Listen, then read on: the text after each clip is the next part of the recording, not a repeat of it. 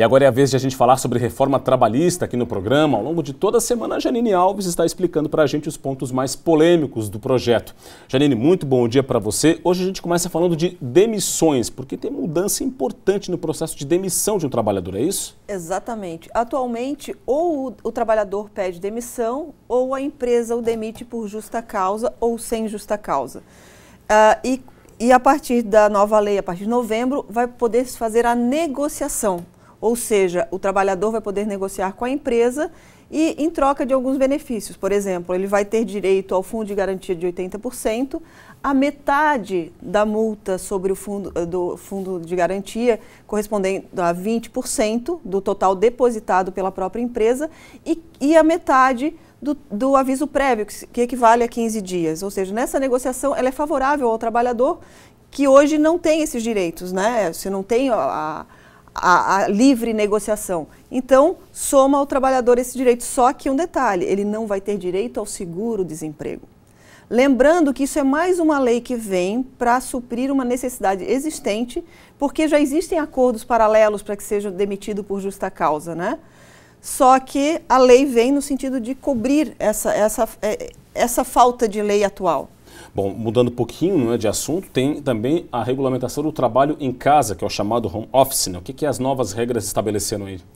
Exatamente, essa é uma questão ainda delicada, porque já existe na prática, mas não está regulamentado, e com a nova legislação a partir de novembro, vai ser possível sim prestar os serviços em casa, através de um computador, celular, enfim, né? Os mesmos trabalhos que poderiam ser feitos na empresa, mas que com a possibilidade tecnológica podem ser feitos em casa. Ele é diferente do trabalho externo, que é aquele trabalho, por exemplo, que a pessoa vai na casa das pessoas para instalar a TV a cabo, enfim, é diferente. É o trabalho que pode ser feito em casa, só que não vale as mesmas regras de jornada, ou seja, o trabalhador ele perde a questão de hora extra porque não se tem como controlar. Ele perde, por exemplo, os 50% adicional de hora extra, né? E como a gente sabe que geralmente quem trabalha em casa acaba trabalhando um tempo extra, a empresa também não tem como controlar as condições de trabalho, né? Principalmente em relação à saúde desse trabalhador, se o computador dele é adequado, enfim, se as condições de iluminação, mas principalmente tudo que deve ser acordado tem que constar no contrato de trabalho, inclusive quem vai pagar essas despesas.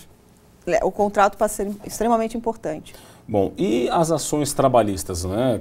Como é que fica essa situação? É um grande problema hoje que tem um acúmulo muito grande de ações na Justiça do Trabalho. Como é que fica essa questão? Como é que a reforma traz em relação a isso? É um ponto sensível porque o trabalhador, se ele perder a ação, ele vai ter que pagar as custas do processo, também do advogado, em relação ao advogado do oponente, né?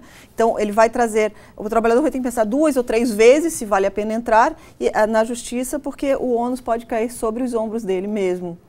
E ainda tem a questão do acordado sobre o legislado que falamos ontem, que não vai poder mais ser questionado o mérito daquele acordo, e sim apenas a questão formal, o que também pode reduzir o número de ações, né? Exatamente. E outra questão que é bastante polêmica é que em 8 anos, se não for julgada, a ação é extinta. É extremamente polêmico, porque a gente sabe que no Brasil as ações podem se estender por mais tempo, né? Então, se entrar na justiça e essa ação ser extinta, também vai ser um problema. Vai ter que ter agilidade judiciária, então, né? Exatamente. Talvez com a redução no número de ações, né, isso aconteça. É verdade. Janine Alves, nossa comentarista de economia, obrigado pelos esclarecimentos da reforma trabalhista. Janine, que tem, não é, a coluna diária no Jornal Notícias do Dia, coluna Panorama, com todas as informações de economia, no Jornal Notícias do Dia, versão online e versão digital. Você pode acessar lá na internet também. Tem todas as informações no blog da Janine do Mundo Econômico. Janine, obrigado pela participação. Obrigada também.